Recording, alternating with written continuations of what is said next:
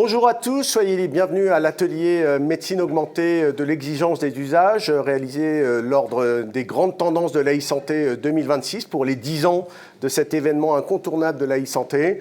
On a pensé, avec le soutien de Maya et de CGDIM Santé, aborder un sujet qui est malheureusement peut-être un peu moins abordé aujourd'hui alors que l'IA prend beaucoup de place à la fois dans la communication, dans les sujets qu'on a sur les sujets de santé digitale. C'est celui des usages au plus près des médecins sur les systèmes d'information qui vont capter la donnée, qui vont permettre de construire les IA, qui vont permettre d'utiliser les IA pour simplifier la pratique.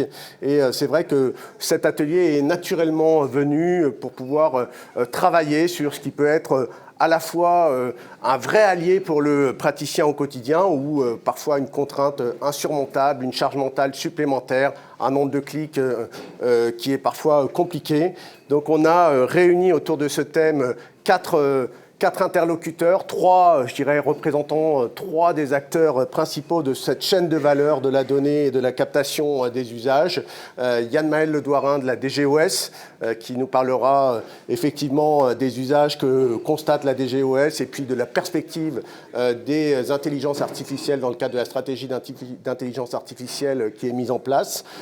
Donc Nemanja Mankovic de Maya CGDIM Santé qui nous donnera le regard un peu industriel qui doit lui transmettre cette feuille de route que lui donne l'institution, mais qui doit aussi écouter ses clients praticiens du terrain, leurs besoins, leurs attentes, leurs contraintes, et donc effectivement le plus important des soignants. Donc le docteur Nadia Simon, qui est médecin généraliste en Bretagne, représentante aussi de la CMSF, qui va pouvoir nous donner un petit peu l'aperçu de son quotidien avec ses outils numériques. Et Éric Fromentin, qui est allergologue, trésorier de la Société française d'allergologie, qui va aussi nous faire part de son vécu avec ses outils numériques au quotidien, ce qui lui apporte un soulagement, ce qui lui apporte, je dirais, des douleurs parfois aussi. Et donc on va échanger tout au long de cet atelier avec nos interlocuteurs sur ce sujet-là. On ne parlera pas de produits, on ne parlera pas de solutions, on ne parlera pas, je dirais, de promotion d'un outil plutôt qu'un autre, mais vraiment de ce qui, dans la réalité des faits, permet aujourd'hui d'améliorer la pratique ou qui la complexifie de façon parfois insupportable. Je vais commencer par Yann-Maël.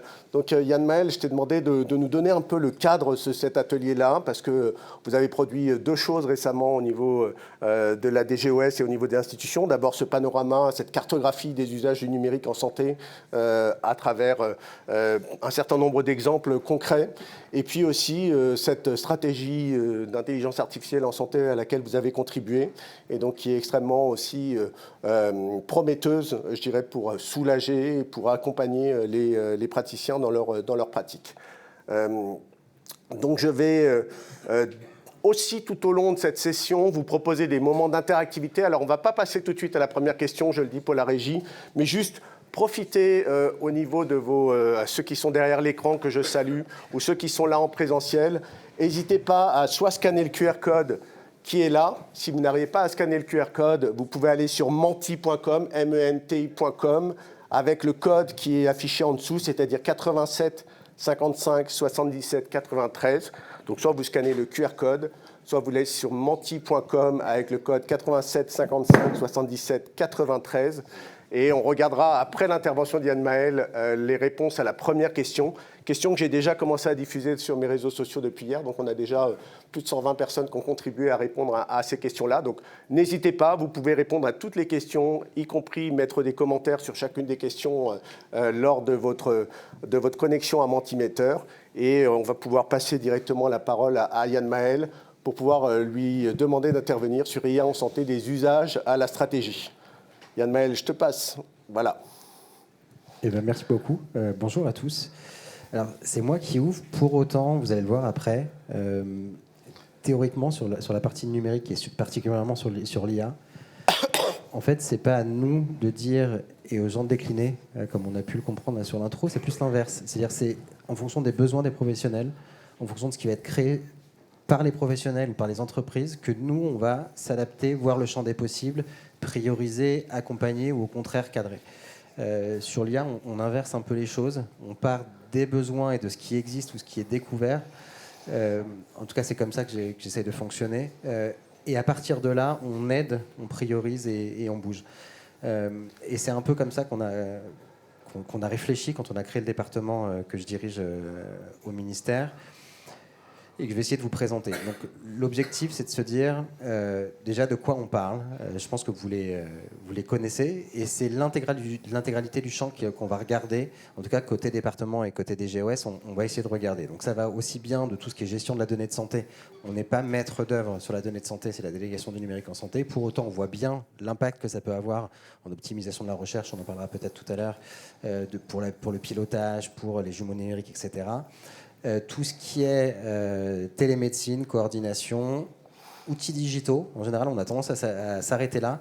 Pour autant, on voit bien, et ça va être accéléré par l'IA, tout l'impact potentiel qu'il faut qu'on prenne en compte sur les outils connectés et les outils de bien-être, avec pas mal d'acteurs, notamment les acteurs grand public non santé, que vous connaissez, GAFAM et autres, qui vont rentrer par ces deux portes-là, en disant qu'ils ne font pas de la santé, pour autant ils en font, et on voit bien les impacts potentiels que ça peut avoir aujourd'hui. Je crois que c'est 70% des usages chez les 20-30 ans sur ChatGPT, c'est de la santé. Pour autant, ChatGPT n'a jamais revendiqué quoi que ce soit. Alors, c'était vrai jusqu'à il y a encore 2 semaines, mais voilà, vous m'avez compris. Quelques chiffres pour montrer ça. 2024, c'est plus de 3,6 milliards, je crois, de téléchargements, si je ne dis pas de bêtises. 20%, c'est ce que la recherche aujourd'hui fait. C'est 20% de la recherche qui est faite avec du numérique.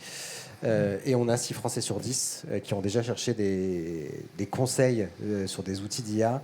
Je crois que quand on regarde sur les médecins, il y a une étude qui est sortie il y a un mois. C'est un oncologue sur, je crois que c'est quasi 90% des oncologues qui vont régulièrement sur de l'IA. Et si on prend l'intégralité des médecins, c'est un médecin sur 2 qui va régulièrement chercher des infos sur de l'IA aujourd'hui. Il y a encore un an et demi, on était extrêmement loin et on se disait qu'on avait encore un peu de temps pour réfléchir. Là aujourd'hui, c'est des usages qui sont majoritaires à peine un an après. Donc ça, c'est un usage qu'on prend en compte. Au-delà de ça, c'est de se dire, OK, mais concrètement, pour chacun, donc côté direction générale de l'offre de soins, on est en charge de l'offre de soins, donc des différents offreurs. Donc les acteurs de la ville, l'hôpital, les pharmacies, etc., etc. Et donc, on a essayé de regarder là. Vous avez l'intégralité sur Internet de la cartographie avec les différents offreurs. Là, je vous donne l'exemple des établissements de santé. On s'est dit pour chacun des offreurs, des acteurs de l'offre, quels vont être demain, aujourd'hui et demain, les potentiels usages permis par le numérique. Ce n'est pas une priorisation, c'est juste un état des lieux de ce qu'il est possible de faire et ce qu'il sera possible bientôt de faire. Et en fait, ce qu'on s'est aperçu rapidement, et c'est valable pour tous les offreurs, c'est que c'est l'intégralité du quotidien des offreurs qui, demain, pourrait être soit potentialisé, soit changé, soit transformé par le numérique. Les petites pastilles, vous avez intelligence artificielle, MV pour réalité augmentée et métaverse, TS pour télésanté, et le dernier, c'est jumeaux numériques, je pense, JN. Et donc, en fait, ça va de l'activité de soins dont on parle en général le plus souvent, mais c'est le quotidien des médecins, c'est les plateaux techniques, c'est toute la partie, on va dire, hospitalière des établissements, c'est-à-dire l'hôtellerie, qui peut être changé, c'est la gestion des stocks, c'est les stratégies, c'est la prévisualisation. En fait, c'est l'intégralité vraiment des acteurs qui peut être potentiellement intégré. Et à partir de là, c'est-à-dire à partir de ces cartographies, le jeu a été après de se dire collectivement qu'est-ce qu'on trouve intéressant, qu'est-ce qu'on ne veut pas voir arriver, parce qu'il y a des choses, c'est possible, mais on n'en a pas envie. Et voilà, tout le champ des possibles n'est pas forcément désirable. Et une fois qu'on s'est dit, tiens, ça on veut pas, déjà ça nous permet de cadrer et d'éviter ce qu'on ne veut pas. Et sur ce qu'on veut, c'est de se dire quels sont les quick wins, qu'est-ce qui nous permet de regagner de la respiration. Tu en parlais, Lionel, tout à l'heure en introduction. Il faut que le numérique soit là pour donner de l'oxygène aux professionnels de santé et pas pour les asphyxier un peu plus. Et donc on peut comme ça prioriser un petit peu les futurs cas d'usage et sur quoi on essaye de mettre toutes les forces, pas que les forces du ministère, mais les forces de différentes institutions et des acteurs collectivement, parce que voilà, je pense que vous le savez, hein, vu la vitesse à laquelle arrive l'IA, si on y va chacun de notre côté tranquillement, on n'y arrivera pas. Donc c'est tous ensemble qu'il faut qu'on puisse aller sur l'intelligence artificielle. Et donc c'est l'intérêt de ces cartographies. Une fois qu'on a fait ça, donc c'était il y a un an et demi, il a fallu se dire, maintenant qu'on a ça, mais c'est ce que je disais juste avant, c'est quel est l'impact potentiel et qu'est-ce qu'on attend. Alors là, c'est les points un peu positifs qu'on en attend, c'est-à-dire gagner du temps soignant, c'est aller plus vite, avoir des diagnostics plus précis, mieux prendre en charge nos patients, faire de la médecine plus personnalisée, adapter la recherche, donc c'est un peu tout ça. Mais surtout, ce qui est important, c'est celle-là, c'est les conditions. Ce qu'on attend du numérique et surtout ce à quoi il faut faire attention. Donc ce qu'on en attend, c'est des choses assez classiques, mais c'est toujours mieux de le dire au départ. L'objectif, c'est que ce soit un soutien aux professionnels de santé et pas une charge supplémentaire. C'est que ça permette d'améliorer l'offre de soins.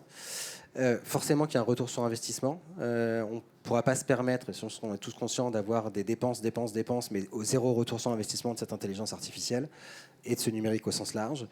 Si c'est juste un gadget qui coûte cher, autant ne pas le déployer. Il faut que ça puisse permettre de personnaliser les soins. Alors c'est un double sens, parce qu'on massifie les choses, mais ça nous permet, derrière cette massification, de préciser et de personnaliser les soins. Il faut que ça puisse bénéficier à la recherche. Et globalement, en tout cas ce que j'essaye de pousser, c'est que on n'est pas dans le viseur que le numérique et les soins, parce que le numérique et les processus, le numérique et les charges administratives, etc., c'est d'abord en redonnant du sens au métier du soin et aux établissements qu'on arrivera surtout à réinvestir dans le soin.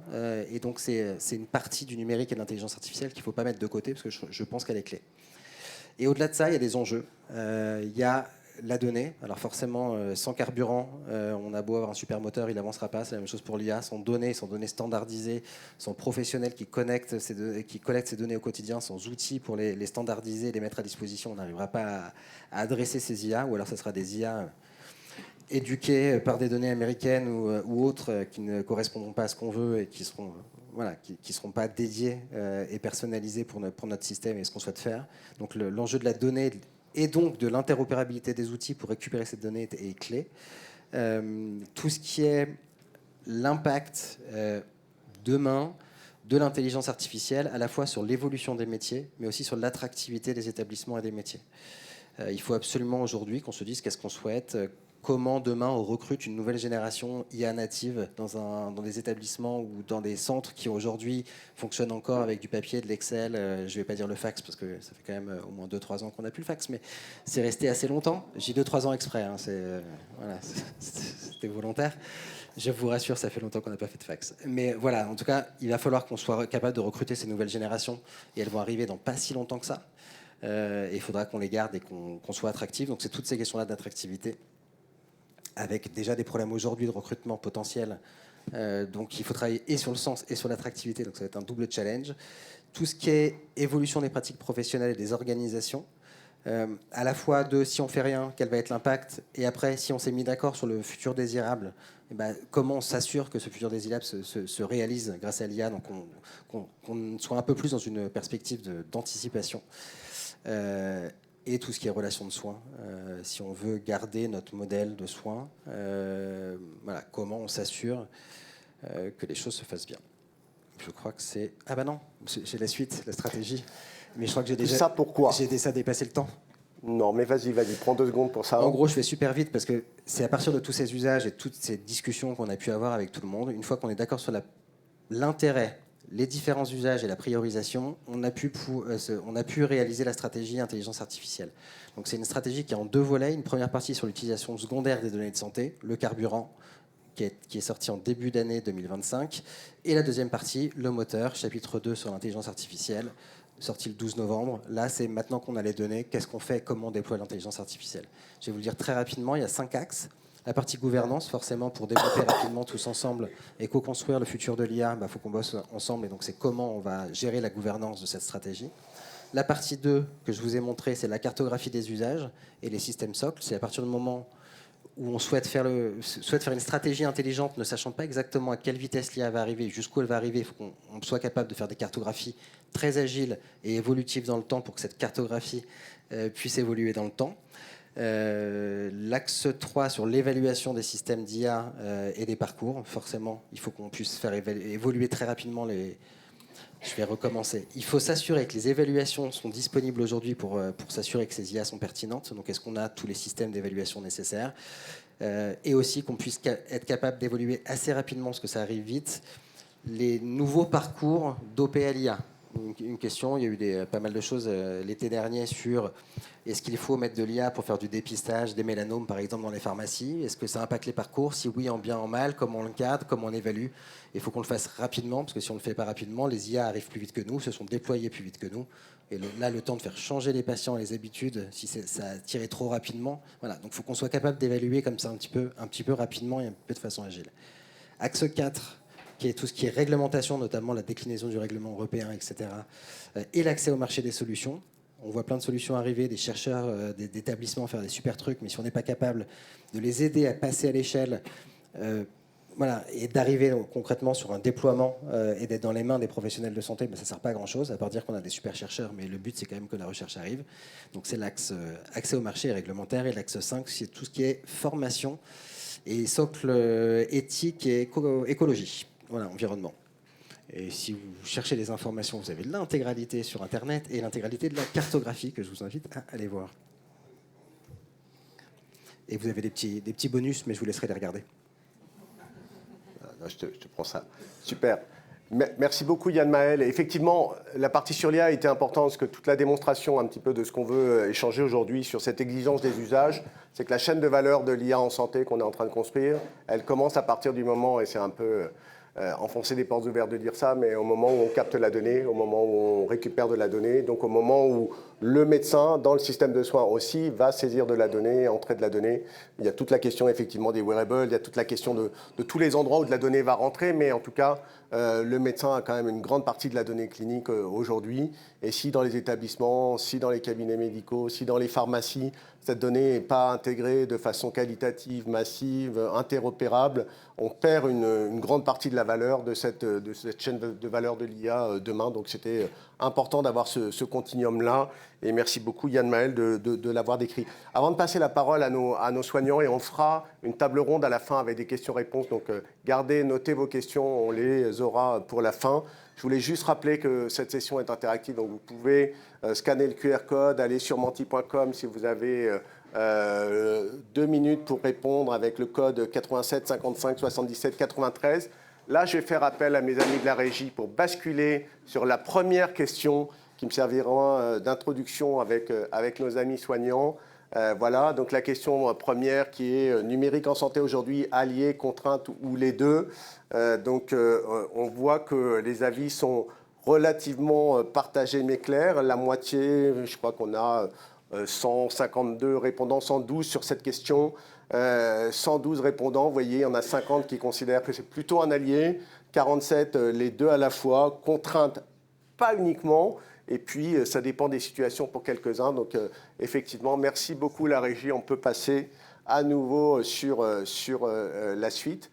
Alors, transition parfaite pour tous les deux, Eric et Nadia. Nadia, je vais commencer par toi. Le numérique pour toi, est-ce que c'est un allié, une contrainte? Les deux, ça dépend. Comment tu le vis au quotidien dans ta pratique? Ça dépend, j'ai presque envie de dire, ça dépend de quel numérique on parle. Ouais. Parce que l'introduction sur l'IA, moi, m'a posé un peu des questions. Moi, j'ai accepté de participer à l'atelier parce que j'ai trouvé que c'était effectivement la vraie bonne question. Comment nous, au quotidien, on fait avec tout ça, tout ce qu'on nous demande de faire, tout ce qu'on nous demande d'utiliser, que ce soit les outils connectés, l'intelligence artificielle. Pour moi, c'est la cerise sur le gâteau, en fait. Pour le reste, mon quotidien, moi, c'est un autre numérique que j'utilise, c'est un logiciel métier. C'est comment j'intègre les résultats de labo, enfin c'est comment je fais au quotidien. Voilà. J'aurais besoin éventuellement qu'on me pousse de temps en temps une reco par-ci par-là, mais moi, mon bon soin à mon patient au bon moment, c'est ma pertinence à moi, je la fais pas comme ça. Enfin, bon, voilà, j'ai plus de 50 ans, donc je pense que déjà j'ai l'impression d'être obsolète avec l'âge des personnes autour de la table. Bon, en attendant, revenir au crayon papier, c'est pas l'idée non plus. Ça permet plein de choses et en même temps, c'est source de quand même pas mal de contraintes. Donc moi, je pense que je suis entre les deux. Enfin, ça dépend pas des situations, mais c'est moite-moite, quoi, effectivement. Si l'IA est la cerise sur le gâteau, est-ce que le gâteau est digeste aujourd'hui? Et qu'est-ce qui marche? Qu'est-ce qui marche moins? Qu'est-ce qui est irritant dans la journée? C'est quoi la charge mentale du numérique dans le quotidien aujourd'hui? Est-ce qu'il y a des choses particulièrement compliquées ou... Moi, des fois, c'est certaines frustrations liées à mon logiciel métier. Après, ça va être comment je vais réussir à récupérer les données. Voilà, Monsieur Le Doirin parlait des établissements. Moi, je suis en cabinet toute seule avec une assistante médicale et des infirmières asalées. Comment je vais réussir à récupérer les comptes rendus de mes patients qui rentrent d'hospitalisation? Des fois, ça met des plombes à arriver, des mois, des semaines venant de l'hôpital, venant des autres... Enfin, comment j'interagis avec mon environnement, mon écosystème, comment j'arrive à faire ça au quotidien? Eh ben, ça va être mes frustrations premières. Ça va être... effectivement, ça va pas être simple. C'est pas que l'outil, c'est aussi comment on interagit tous ensemble et comment on arrive à faire en sorte que les bonnes données au bon moment nous arrivent pour pouvoir travailler tout simplement et pour pouvoir pas faire des bêtises, parce que nous, médecins, on n'a pas franchement droit à l'erreur en fait. Donc si on a des données incorrectes, inexactes, tardives et qu'on a raté l'information essentielle pour, je sais pas moi, assurer une bonne prévention de notre patient, ça va être compliqué. Est-ce que le DMP, mon espace santé, est une partie de la réponse? Aujourd'hui, on nous parle d'une masse de documents qui aujourd'hui sont téléversés dans cet espace-là. Est-ce que ça répond à votre besoin d'essayer d'avoir l'ensemble du parcours, l'ensemble des échanges, la coordination, l'historique du patient ou pas aujourd'hui? C'est l'exemple même de la bonne idée qui ne se concrétise pas. C'est-à-dire que c'est une masse de données, quand on arrive à y accéder, on n'arrive pas à trier, on n'arrive pas à retrouver ses petits, on ne sait pas comment c'est intitulé, on ne sait pas qui a intitulé les trucs. Quel que soit le logiciel métier, moi j'en avais un, je suis passée à un autre, c'est pareil, on se retrouve face à une masse de données qu'on n'arrive pas à intégrer en fait, quand elles sont téléchargées. C'est-à-dire que quand on arrive, on a des logiciels qui sont bien foutus, normalement ils implémentent la base de données de manière un petit peu à la suite de plein gré, on ne sait pas trop ce qu'on télécharge finalement. Et ben, quand on voit ce qui a été téléchargé par les autres, des fois c'est accessible aux patients, des fois ça ne l'est pas. Ça pourrait être une très bonne idée en cas de disparition de nos logiciels d'un coup, un serveur qui explose, des choses qui sont un peu verrouillées par un accès compliqué. On pourrait y retrouver peut-être certaines choses, faire en sorte d'avoir une opérabilité un peu instantanée sur certaines données, mais là, pour le coup, c'est vraiment, encore une fois, l'exemple même de ce qui pourrait être une super bonne idée et qui, pour l'instant, ne fonctionne pas et on ne sait pas pourquoi. Et donc, effectivement, quand on a, en plus, on a vu qu'on allait avoir des sanctions si on ne l'utilisait pas, voilà, là, c'est là où je reprends ma casquette syndicale, où là, forcément, on s'est dit, mais attendez, il y a une étape qui a été oubliée, c'est-à-dire comment nous permettre d'utiliser l'outil qui pourrait être une très bonne idée. Et ça, pour l'instant, c'est peut-être dans les papiers de quelque part, mais on ne le voit pas sur le terrain. L'usage massif passera pas par la contrainte, selon toi? C'est pas le fait de vous obliger à alimenter, à utiliser qui fera l'usage mais encore massif. une fois, on l'alimente de manière automatique. Nos logiciels, il y a plein de logiciels métiers qui sont très bien faits, qui l'alimentent automatiquement. Moi, mon logiciel médical, les logiciels des laboratoires, ça rentre dans le truc. Sauf que nous, quand on veut y accéder pour récupérer un truc, alors déjà, pour y accéder, ça peut être très compliqué, mais après, en plus, c'est un fouillis innommable là-dedans. On s'y retrouve pas. Enfin, moi, pour l'instant, je m'y retrouve pas encore. Alors, est-ce que de l'IA pourrait être effectivement la chose qui trie les choses et qui permet de récupérer peut-être, mais pour l'instant, ça marche pas. Enfin, c'est pas opérationnel. Yann Maël mettait en avant tout à l'heure l'un des objectifs principaux, c'est le gain de temps soignant. Est-ce que c'est quelque chose que tu constates aujourd'hui avec le numérique? Tu as l'impression de gagner du temps ou au contraire tu as l'impression d'en perdre? Ou comment tu le vis par rapport à cette notion de temps dont on sait qu'elle est importante pour vous? Ça revient un peu à la question de départ. Des fois oui, des fois non. Des fois c'est temps pas possible parce qu'on a plusieurs choses qui nous remontent. Voilà, on a plusieurs fenêtres ouvertes. On a une fenêtre Omnidoc. Pardon, il ne faut pas parler de choses. On a une fenêtre de téléexpertise qui s'ouvre. On a une fenêtre de la fenêtre Amélie parce qu'il faut qu'on aille chercher des dossiers, enfin des choses sur Amélie. On a plein de fenêtres ouvertes partout. Et donc, de temps en temps, on navigue dans nos fenêtres. Moi, j'ai une assistante médicale. J'adorais l'avoir en assistante de consultation. Elle n'est pour l'instant qu'une super assistante administrative. En fait, elle me fait le parcours patient, elle me fait plein de choses, mais j'arrive pas à la prendre avec moi en consultation parce qu'elle me fait tout le reste. Elle me trie les résultats d'analyse. J'ai des courriers qui arrivent par quatre voies différentes, avec en plus la voie papier par-dessus. Donc faire le tri là-dedans, c'est beaucoup de perte de temps. Oui, effectivement, il y a des choses qui marchent. Quand puisqu'il paraît qu'on est des super photocopieuses, nous les généralistes, on ne fait que des renouvellements d'ordonnances, et ben je clique sur renouveler l'ordonnance, là c'est sûr ça marche. Mais, et donc ça me fait gagner du temps. Je ne vais pas passer une ligne de 10, une ordonnance de 10 lignes à faire. Mais bon, il y a des choses qui marchent, il y a des choses qui ne marchent pas. J'imagine, je vois qu'on est bien à l'aube de quelque chose de nouveau qui pourrait être effectivement assez fabuleux en fait. Moi je ne renie pas du tout ça, au contraire. Je pense que ça va nous apporter plein de choses à faire. On ne va pas être des médecins remplacés, on va être des médecins augmentés, et qu'on a probablement toute une perspective de refonte de nos exercices à venir.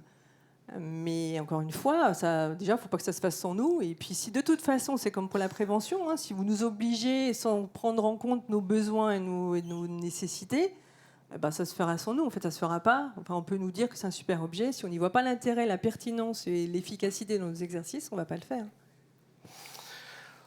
Je vais t'arrêter là sur cette note positive, d'aube qui se lève. Donc, Eric, est-ce que tu te reconnais un peu dans ce que dit Nadia? Est-ce que pour toi c'est un allié, c'est une contrainte, c'est un peu des deux? Naturellement, un peu les deux. Alors moi, qu'est-ce que j'aime bien, c'est que j'ai vu un peu l'évolution des différentes solutions dans les cabinets, et d'avoir une solution qui allie mon agenda, donc mon organisation, il y a toute ma vie dedans, mon logiciel cabinet, que je peux mettre à ma main. En fait, ça, c'est vraiment quelque chose qui compte pour moi. Je trouve que ce qui a beaucoup évolué sur les dernières années, c'est de pouvoir générer des formulaires, des choses comme ça. On travaille beaucoup pour faire de la recherche, à essayer de standardiser les usages et les façons de travailler, et de pouvoir partager ça entre nous. Je pense que ça, c'est vraiment une vraie force. Ça donne de la granularité à notre donnée, et on peut l'exploiter derrière pour faire de la recherche. Ça, c'est bien. Sur le côté plus négatif, je pense que le DMP va avoir les oreilles qui sifflent. Alors, je suis beaucoup moins bon élève que Nadia, enfin, bon élève que Nadia, qui est bien meilleur que moi pour mettre dans le DMP. J'ai essayé, et là, je me suis heurté à des bugs bêtes et méchants. Enfin, je me suis dit, il y a Yann Maël qui est là, ça tombe à pic. Je ne sais pas si tu as un troisième ou un quatrième prénom, mais la fois où j'ai essayé, la dernière fois de le faire, la personne avait 3 noms, 3 prénoms à la suite. Et alors là, j'avais 6 ou 10 propositions différentes avec des traits d'union, pas de traits d'union, un ou l'autre. Bref, ils n'ont jamais voulu se reconnaître, et j'ai jamais pu rentrer juste pour ouvrir le DMP. Bon, et quand j'ai réussi à rentrer, parfois il y a une inertie. C'est aussi le même problème qu'on peut rencontrer quand on génère des ordonnances qui sont maintenant numérisées, avec création d'un QR code. Quand tout marche, tout va bien. Quand il y a une latence au niveau des serveurs, et ça, je pense que ça peut se passer du côté CPAM ou autre. Malheureusement, moi, je suis pas patient, donc une fois, 2 fois, et c'est vrai que ça peut être assez pénible au quotidien. Donc, c'est vrai que quand ça marche, quand ça va vite, c'est très bien. Quand moi, ça me fait perdre du temps, c'est pas possible. Voilà, c'est mon point de rupture. D'accord, c'est vraiment le critère principal c'est le temps perdu. Ouais. Je gagne du temps ou j'en perds. Si en un clic, ça marche, c'est bien. Mais on dit souvent, nous, le maître mot, c'est le clic. Et je compte le nombre de clics. Est-ce qu'il y a des choses qui t'ont fait gagner du temps ces dernières années dans le numérique? Qu'est-ce que tu apprécies particulièrement? Est-ce que par rapport aux IA, tu as des usages? Alors, je teste un peu. Je pense que sur l'IA, pour nous, l'utilisation au quotidien, c'est le tout début, notamment pour la génération compte-rendu, par exemple. En fait, moi, dans l'idéal, je veux une IA qui m'écoute, qui lui dise ce que je fais. Je lui dis, regarde, j'ai fait des formulaires. Maintenant, quand j'appelle ce formulaire-là, tu dois savoir le reconnaître. Autrement dit, je suis en train de faire un questionnaire, je suis en train de scorer une situation particulière. Je veux que ça se fasse tout seul. En fait, moi, j'aimerais bien être dans un fauteuil tranquille à parler avec mes patients, et puis qu'il y ait l'IA qui travaille à côté, qui me génère un compte-rendu de consultation. Ça, ce serait pas mal. Pour le moment, on n'en est pas là, en fait. On n'a pas encore la puissance d'analyse. Elle peut nous écouter, elle peut nous faire un compte-rendu, c'est pas mal. On n'arrive pas encore à utiliser cette donnée-là, en fait. Et ça, par contre, je pense que c'est le step à passer, le prochain step. Donc, dans mes envies, une IA idéale, ce serait ça. Un assistant vocal, un Siri, Alexa ou autre. Je vais pas trouver un troisième nom à dire, mais OK Google, j'ai fait les 3 comme ça. Voilà, mais tu aimerais quelque chose qui interagisse beaucoup plus avec toi et qui personnalise. Je voudrais un peu la faire travailler pour, en fait, on a l'impression maintenant que les médecins, c'est des gens qui tapent sur un ordinateur en face d'un patient. Et vous allez chez les médecins, ils vous regardent, c'est super chiant. J'essaye de faire semblant de taper en regardant mes patients. Quand je regarde ce que j'écris, ça me prend plus de temps à corriger. Et c'est vrai que si là, elle y a à m'écouter, ce serait pas mal. Et si elle pouvait vraiment structurer comme moi, j'en ai envie. Alors, je veux bien passer du temps avant pour structurer tout ça. Je le fais déjà. Ça me pose pas de problème de passer du temps. Si derrière, c'est du temps de gagner. C'est du temps investi, en fait, finalement. Donc, si ça c'est rentable, je veux bien. Sinon, ça va pas m'amuser très longtemps. Dans ta pratique, tu as pas mal de téléconsultations aussi, non, avec tes patients ou... Ouais, j'en fais un peu, ouais. Et tout ce qui est assistant de compte-rendu en téléconsultation, c'est intéressant, ça permet de Alors plus là, être c'est avec pas le mal patient en ligne. parce que là, pour le coup, on a les patients en visu. Bon, on est quand même un peu obligé de regarder. Donc, on doit générer des ordonnances. On peut faire un peu des allers-retours entre l'interface de téléconsulte et le logiciel. Mais globalement, je trouve qu'on arrive un peu à y retrouver nos petits. Maintenant, pour moi, la téléconsultation, c'est vraiment un appoint pour dépanner sur une consultation que j'aurais pas pu mener. Bon, voilà, j'ai déjà une trame. C'est pas forcément... C'est rarissime que j'utilise en premier rendez-vous. En allergologie, on a des consultations assez longues, c'est assez chronophage. Et tout faire en téléconsultation, c'est pas faisable. Mais c'est un exercice assez particulier. Mais je pense que le problème de l'IA, c'est qu'on voudrait faire de l'IA super pour tous les médecins. Mais alors déjà, dans chaque vous avez un nombre de spécialités différents. En médecine générale, je ne sais pas quel chantier ça peut représenter de faire des formulaires comme moi je les utilise. C'est extrêmement compliqué. Mais pour chaque spécialité, il y a des spécificités. Et bon, bah là, je crois qu'il faut à chaque fois travailler chacun de notre côté, et puis peut-être collaborer quand quelqu'un a fait le travail, qu'il puisse un peu en faire bénéficier les autres. Ce serait pas mal non plus. Donc, je suis un peu dans cet esprit-là en général. Mais... Nadia, tu voulais réagir? Moi, ça me faisait penser pourquoi j'ai fait médecine et j'ai pas fait radiologue. Enfin, c'est pas pour. J'adore la radiologie. Non, mais parce que quand j'étais externe, je voyais toutes les images. Et je trouvais ça super fascinant la radiologie. Je me disais waouh. En fait, j'ai fait médecin généraliste parce que je voulais garder les mains sur le patient. Moi, un médecin, ça touche, ça palpe. Et c'est ta réaction sur la téléconsultation, c'est super. Ça dépanne. Mais on touche pas. Nous, on est tactile. Enfin, moi, je suis tactile. Enfin, je suis médecin généraliste pour toucher, palper, ausculter. Donc, avoir des outils qui m'aident à faire des téléconsultations. Voilà. Le petit micro, je me suis acheté un super truc. J'en ai fait de la consultation avec le verbatim patient qui est retravaillé par l'intelligence artificielle. Bon, ça m'a inventé des hallucinations. Moi, j'ai découvert le concept d'hallucination de l'IA, j'ai trouvé ça fabuleux. Mais en fait, effectivement, c'est un super outil parce que là, tu es avec le patient, tu parles, tu discutes avec lui, tu l'auscultes et tu fais tout le boulot. Et derrière, tu as le truc qui travaille. Et ça, ce serait génial parce qu'en plus, tu donnes un mot-clé. Je dis, bon, une bronchite, je vais vous mettre sous n'importe quoi. Et là, il te sort l'ordonnance qui est déjà construite. Tu n'as plus qu'à aller la vérifier derrière. Ça, c'est vraiment le médecin, enfin, l'outil pratico-pratique de l'intelligence artificielle au quotidien. Après, nous, en médecine générale, tu disais, des fois, c'est un foutoir, la médecine générale. Non, c'est surtout multimotif, des fois. Et donc, tu as un multimotif, tu en as un qui arrive avec sa petite liste de courses. Là, à la fin, en bas, de temps en temps, tu as jambon qui est rajouté à la liste de courses. Bon, le jambon, nous, on n'en parle pas, mais le reste, on en parle.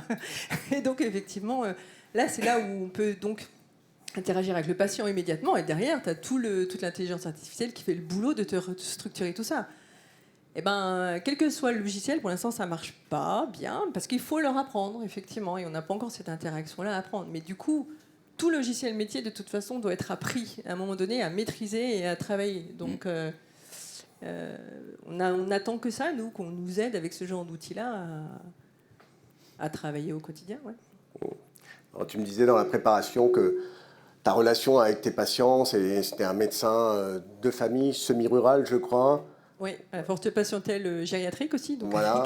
Donc ça parle de la famille. Qui sont tous geeks maintenant, mais qui deviennent de plus en plus. Les plus jeunes sont geeks, mais les plus âgés ça parle de la famille, des enfants, des vacances, et donc tout ça, l'IA l'entend et mélange tout à la fin entre ce que les gens peuvent te dire de leur vie aussi et en même temps de leur santé. Non, ça fait.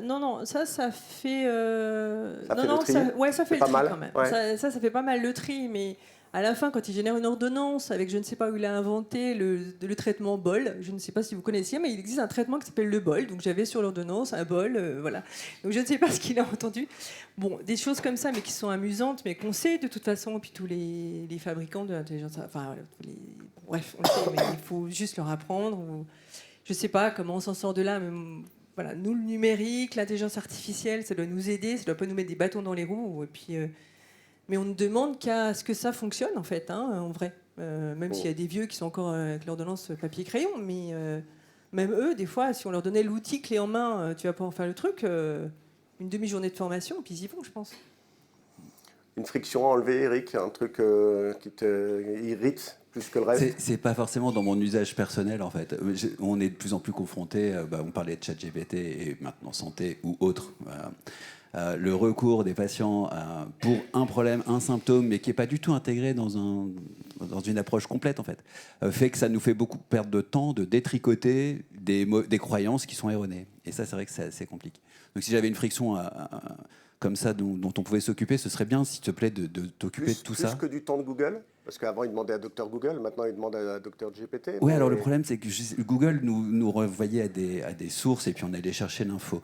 Là, il vous fait une synthèse et si vous n'avez pas l'esprit critique de la source, et la source, c'est la base en médecine, là, vous perdez. Et d'ailleurs, vous perdez toute la puissance de ce qu'on vous propose. Et au-delà de ça, maintenant, il vous invente des sources. C'est formidable.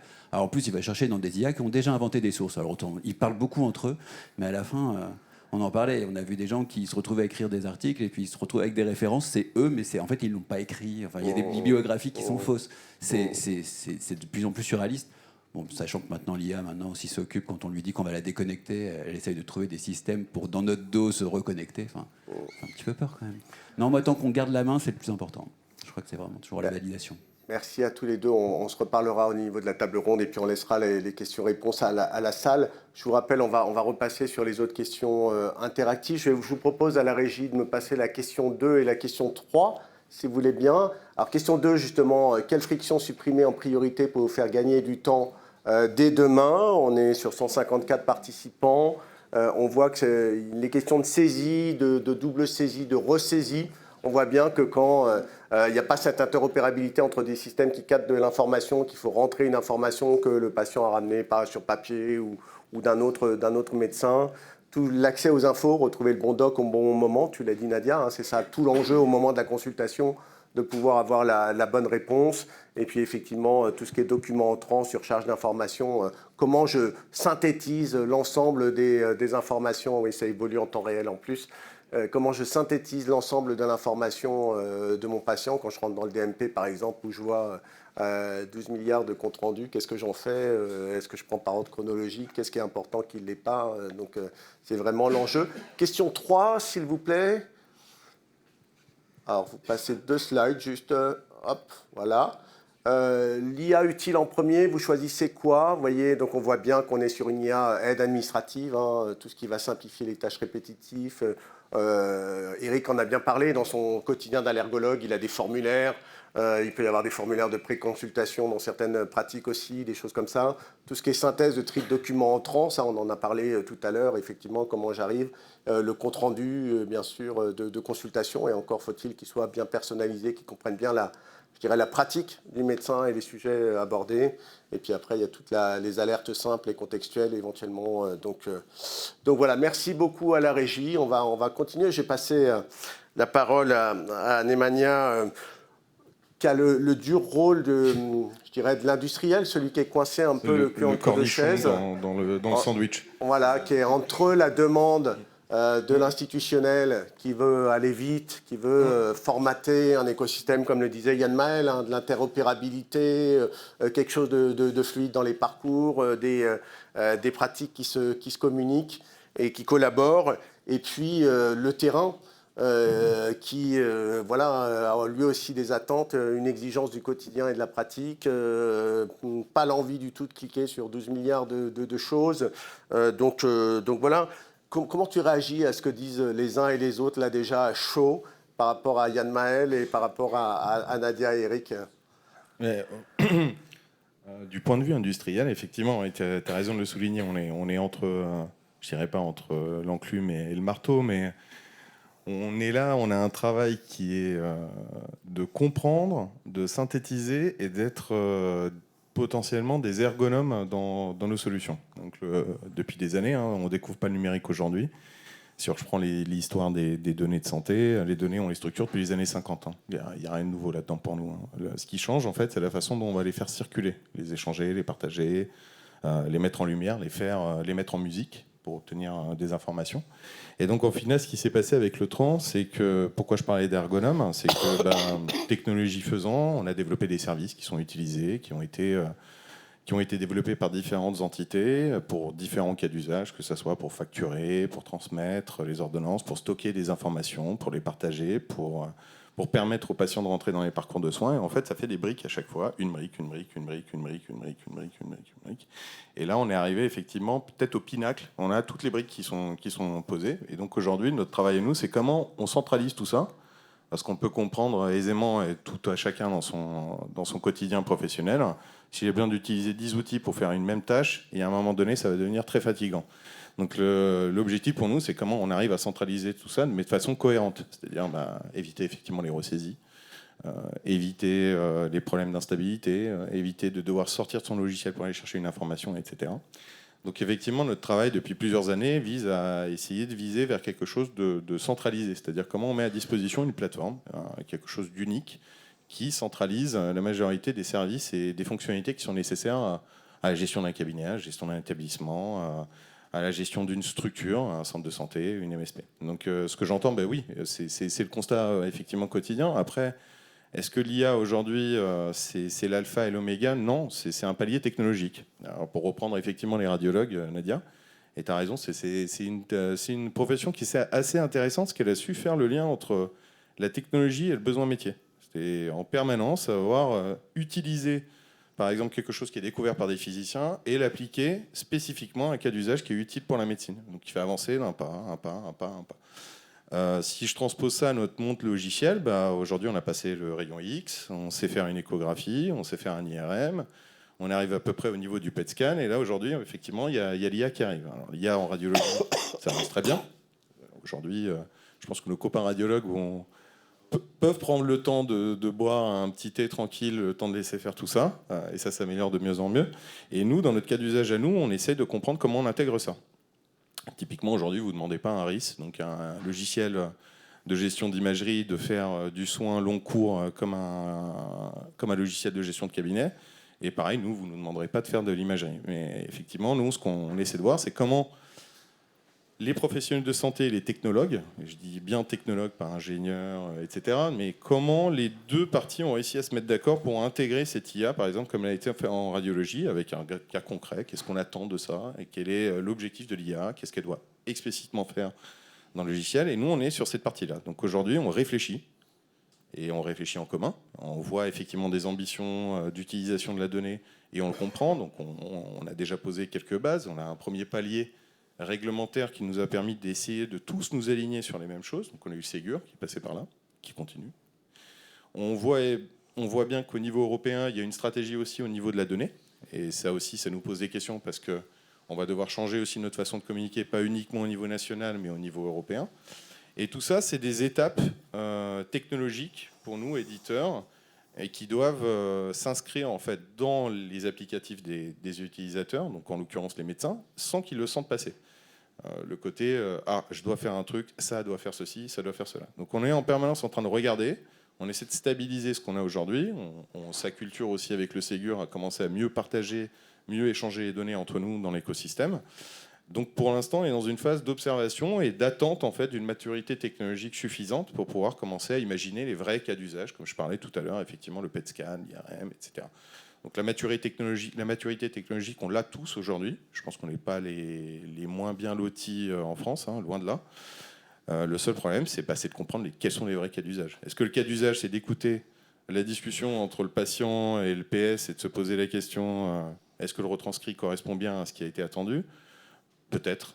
Est-ce que l'idée derrière, c'est de faire des synthèses de documents pour faciliter effectivement la prise en compte d'informations pertinentes dans le dossier médical? Peut-être. Est-ce que derrière, c'est de remplir automatiquement certains éléments un peu chronophages, administratifs, via l'IA, donc de plus avoir à gérer, par exemple, de générer l'ordonnance en fin de consultation, de proposer l'examen complémentaire qui va bien, de sortir la bonne recommandation médicale aux médecins sur la prise en charge, par exemple, d'un profil un peu complexe, enfant, avec une pathologie un peu sévère, etc. Est-ce qu'il y a des outils, est-ce qu'il y a des démarches diagnostiques particulières à faire? Donc on est dans cette idée-là à regarder et à attendre en fait que le système mature suffisamment pour pouvoir le mettre en œuvre. Donc nous, on est dans une phase, alors je reviens à l'enclume et le marteau, on voit le besoin réglementaire, on fait en sorte d'essayer de l'intégrer de façon indolore pour le professionnel de santé. Je ne vous dis pas, je suis pas là pour vous dire que tout se passe bien, c'est pas la vérité vraie. Il y a effectivement des ajustements et c'est ça l'objectif, c'est de pouvoir travailler avec les utilisateurs, avec les soignants, et de pouvoir ajuster au mieux ces évolutions réglementaires. Et après, sur la technologie, concrètement, c'est de voir les possibilités qu'offre et jusqu'à où on peut pousser cet axe technologique et qu'est-ce que ça peut amener comme cas d'usage concret. J'entends bien aujourd'hui que l'idée, c'est vraiment la plateforme unique, Ouais. avec des modules dedans qui permettent de répondre à un certain nombre de choses, avec comme pilier des questions d'interopérabilité pour que les données transitent. J'imagine des questions de sécurité majeures, parce que plus vous allez ouvrir sur des sujets. La question de la personnalisation dont parlaient Eric et Nadia en disant « Moi, je suis allergologue, je voudrais que mon truc s'ouvre et me m'ouvre le bon formulaire, remplisse à la bonne case. Moi, j'ai telle pratique avec tel type. » Comment est-ce qu'on peut travailler cette personnalisation derrière pour répondre à leurs besoins et comment vous l'abordez dans le travail avec les professionnels de santé? Alors, ça va peut-être être bizarre, mais ça, c'est pas une nouveauté. C'est quelque chose qui existe depuis assez longtemps, hein, de pouvoir préparer les modèles, de pouvoir prendre son petit logiciel, déplacer sa brique de prescription en bas, remonter la brique d'antécédent en haut, redécaler les examens à gauche ou à droite. Ça, on sait le faire, personnaliser. Par contre, l'idée de la personnalisation, comme Eric l'évoque, c'est-à-dire d'avoir l'IA qui écoute et qui répond à ce qu'on demande, ça, mine de rien, alors effectivement, c'est ultra intéressant de pouvoir piloter à la voix. Imaginons une sorte de... Je suis gros fan de comics et de Marvel, mais du Jarvis, pour ceux qui voient le truc, mais de lui dire, imprime-moi mon ordo, fais-moi les 2 examens complémentaires et fais-moi une lettre d'atterrissage. Alors ça paraît très simple de le dire comme ça, on se dit aujourd'hui on a la technologie, pourquoi ça ne marche pas? Non, c'est beaucoup plus complexe d'un point de vue technique, parce qu'il y a énormément de liens dans ce qu'on évoque comme sujet là aujourd'hui. Donc c'est pas si simple en fait que ça, mais par contre la personnalisation existe. Nous c'est la personnalisation qu'on évoque aujourd'hui, c'est celle avec l'IA. Et je reviens encore sur l'idée de posons-nous d'abord et réfléchissons ce que disait Yann Maël en introduction. C'est pas la technologie qui va nous obliger à aller vers un but, c'est le besoin qui doit aider avec la technologie à atteindre ce but. Voilà.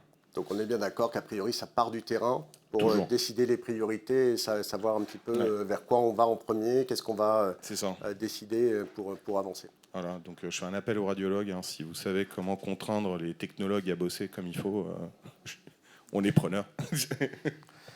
Non, le temps avance. Merci beaucoup, Nemanja. Je pense qu'on va passer en mode table ronde, si vous voulez bien, et je vais inviter aussi tout le monde peut-être à préparer ces questions. On va juste regarder la dernière question de notre sondage interactif. Si vous voulez bien, super.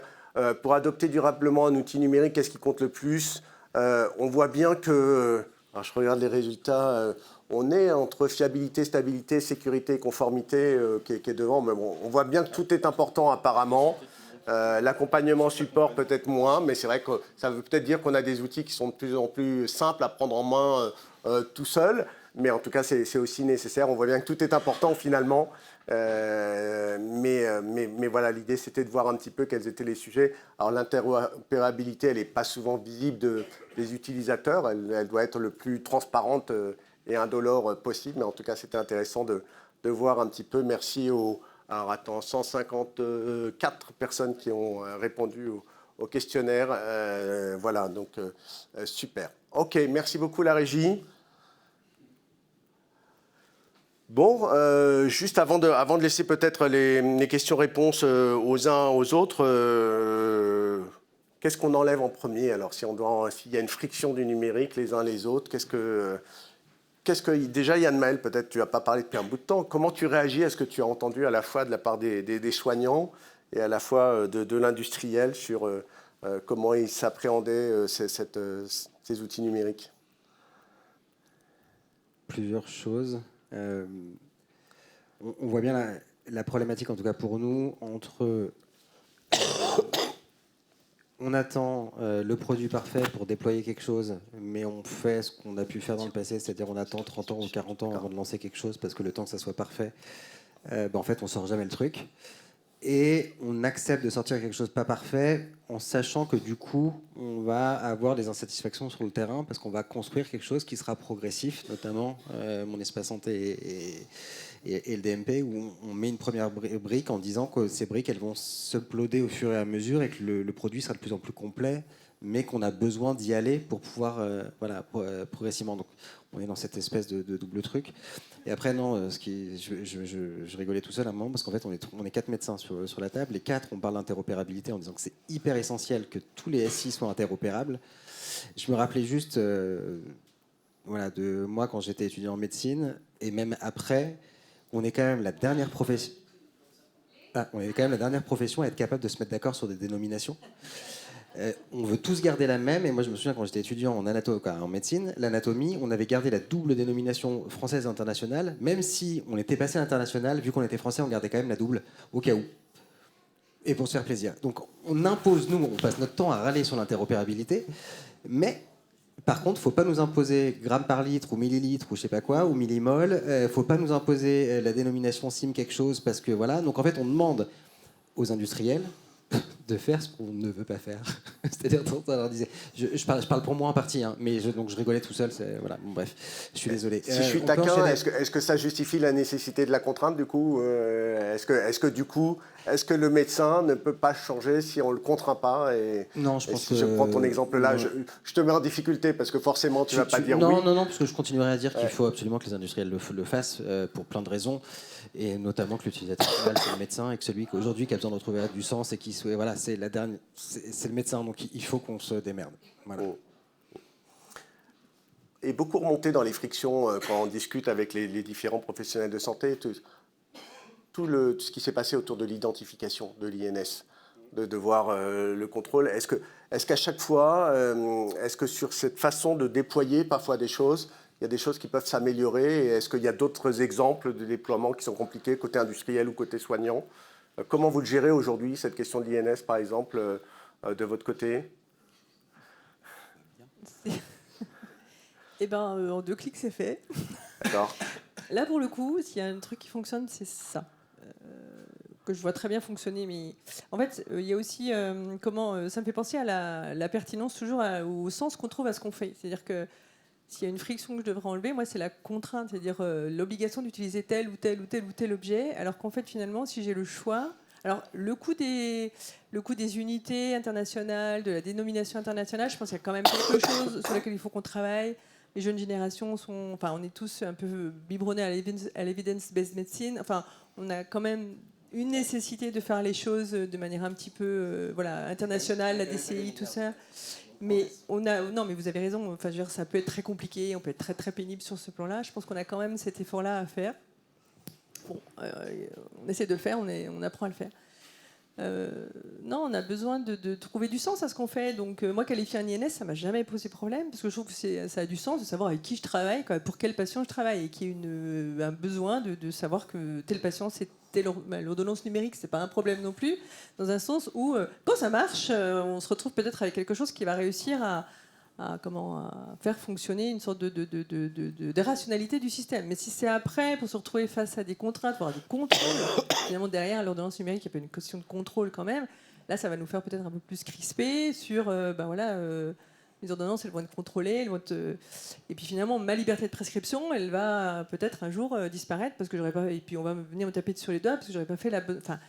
Alors que mon sens clinique, mon expérience de médecin généraliste et mon sens à moi, même si je vais contre l'avis de l'IA ou je vais contre l'avis de ce qui remonte des interactions que va trouver le pharmacien dans son logiciel, c'est ma décision médicale in fine, et c'est ce qui nous importe, nous, médecins, c'est notre décision médicale in fine. Et après, si on a des problèmes, si on a des plaintes, s'il y a des choses qu'on a mal faites, on va avoir été mis face à nos responsabilités, et on le sera. Mais d'abord, notre choix, notre pratique, elle doit être souple, et ça doit être nous les derniers décisionnaires à la fin. C'est pas quelqu'un qui va nous dire de faire ça ou ça. Eric, tu avais envie de... Ouais, non, je suis assez d'accord avec toi, parce que c'est vrai qu'on a parfois des recommandations de sociétés savantes qu'on applique, parce que c'est ce qu'on doit faire, ce qu'on doit à nos patients. Sauf que dans la case d'un traitement, quand il est enregistré, quand il a son autorisation de mise sur le marché, c'est par exemple 1 comprimé par jour, moi je dois en donner 4. Alors là, je vais me faire sabrer par l'IA. Déjà, le pharmacien me dit que je suis fou. Alors je dis oui, peut-être un peu, mais sur ce sujet-là, je sais de quoi je parle. Et Et si après on vient mettre de l'IA pour analyser les prescriptions, qu'on se dit attendez, celui-ci fait n'importe quoi, alors qu'en fait c'est ce qu'on recommande au niveau national, international. Je trouve que là par contre ça commence à être un peu frustrant, quoi. Vraiment là on est obligé toujours de mettre des références même dans nos ordonnances pour acheter notre tranquillité quelque part. Mais c'est vrai que ce côté-là où la décision nous revient, je l'espère encore et encore assez longtemps, et qu'il n'y ait pas un contrôle un peu bête et méchant. Et il y avait aussi ce problème de coercition qui était évoqué à un moment dans les lois de financement récemment pour la sécurité sociale, avec l'obligation de partager dans le DMP systématiquement avec des menaces d'amende très conséquentes. Donc très dissuasive. Là, pour le coup, on est incité. Là, il n'y a pas de souci. Mais c'est peut-être pas le meilleur moyen de faire passer l'information, quoi. Peut-être que déjà, si tout fonctionnait vraiment de mieux en mieux, je crois que ça inciterait les gens, si ça se faisait plus naturellement, en fait, plus silencieusement. Moi, ça ne me dérange pas de participer. Et peut-être même qu'il faut que ça se fasse, même quand je suis hors connexion. Je ne sais pas, il y a peut-être d'autres solutions. Mais en tout cas, que ça me fasse juste pas perdre de temps. Moi, mon temps, c'est avec les patients. Le DMP, en fait, je ne sais pas que je m'en fous, mais c'est pas ma priorité. Mais c'est bien, évidemment, je m'en fous pas, mais c'est important que l'information circule. Mais le temps que je passe avec mon patient, c'est le temps que je passe avec mon patient, quoi. Si derrière ça pouvait se faire facilement, ce serait un vrai gain de temps. J'en profite pour demander dans la salle s'il y a des questions ou des réactions, et de dire aussi aux personnes en distance que vous avez une partie questions dans le chat où vous pouvez déposer vos questions. Est-ce que dans la salle, il y a quelqu'un qui a envie de poser une question, de réagir ? A priori, les choses ont été claires. Qu'est-ce que vous attendez, je dirais, en priorité de ces IA qui arrivent ? C'est votre IA de rêve aux uns et aux autres, ça serait quoi ? Et je vais poser la question à tous les quatre. Alors, Neyman, peut-être toi, l'IA, la killer app IA, aujourd'hui, ça peut être quoi pour les industriels, pour aider les professionnels de santé ? En fait, pour être franc, je pense pas qu'on a encore mis le truc sur le golden point de la technologie. Chaque technologie a un usage phare principal. Je pense qu'on est encore en train de creuser le sujet sur la partie médicale.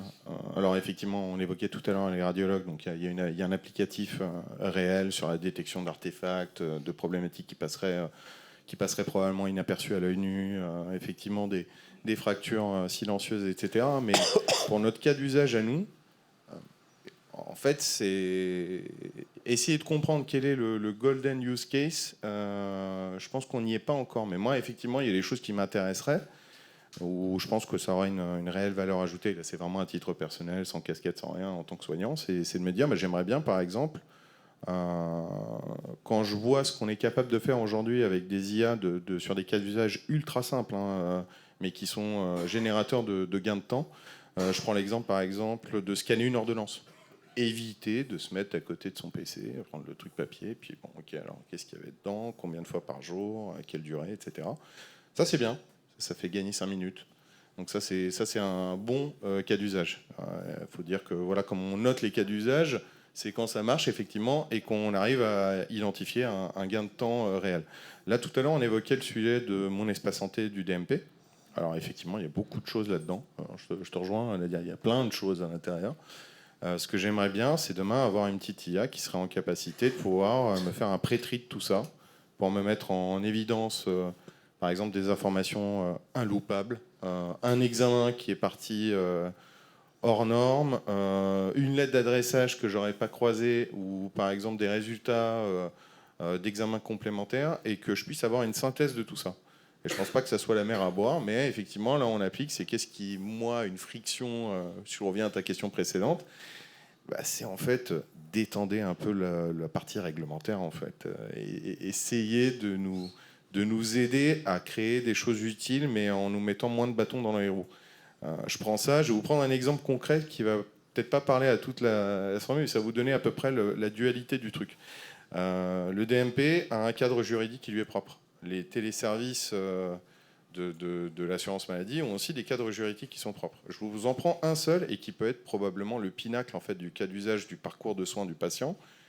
Un truc très bête, mais que vous recevez tous, on soit tous en tant que patient, c'est l'historique de remboursement. En fait, où vous êtes passé, qu'est-ce que vous avez consommé comme soins, et qu'est-ce qui a été pris en charge, en fait, par l'assurance maladie. Alors ça, c'est une donnée que le patient a à disposition, que le médecin peut consulter, etc. Aujourd'hui, par exemple, rien que le fait d'exploiter cette donnée nous est strictement interdit par la CNIL. de pouvoir permettre au médecin de lui mettre en musique l'historique de remboursement pour lui tracer, par exemple, une courbe de parcours de soins du patient, à ce qu'il se rende compte qu'il y a des gros points sur cette courbe. Et alors, il est passé par les urgences, après il est passé à la pharmacie, ensuite il a fait des examens de radio, il est repassé chez le médecin, etc.